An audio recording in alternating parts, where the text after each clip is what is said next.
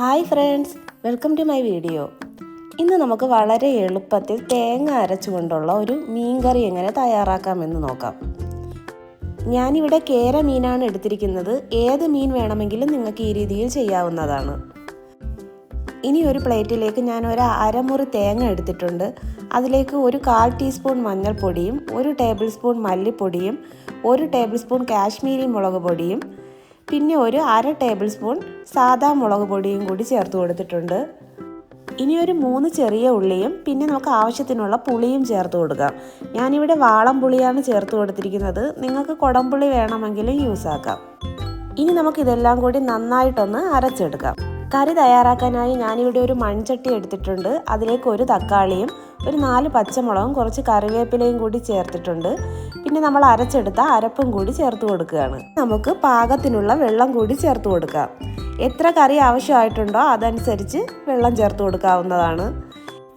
ഈ ഒരു സമയം നമുക്ക് ഉപ്പും കൂടി ചേർത്ത് കൊടുക്കാം.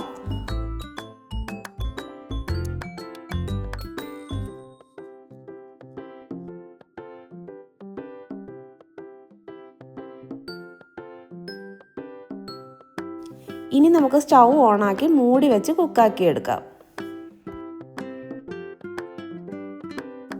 കറിയൊക്കെ നന്നായിട്ട് തിളച്ച് വന്നിട്ടുണ്ട്. ഇനി നമുക്കിതിലേക്ക് മീൻ കഷ്ണങ്ങൾ ചേർത്ത് കൊടുക്കാം.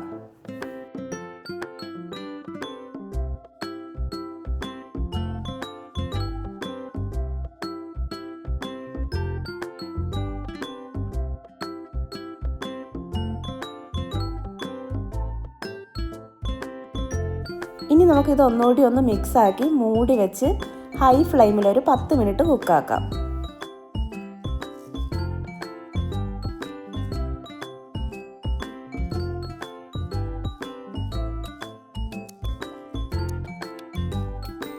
ഇപ്പോൾ ഒരു 10 മിനിറ്റ് ആയിട്ടുണ്ട്. കറിയെല്ലാം നന്നായിട്ട് തിളച്ച് വന്നിട്ടുണ്ട്.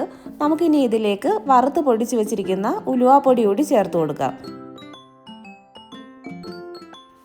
1/4 ടീസ്പൂൺ ഉലുവാപ്പൊടി കൂടി ചേർത്ത് കൊടുത്തിട്ടുണ്ട്.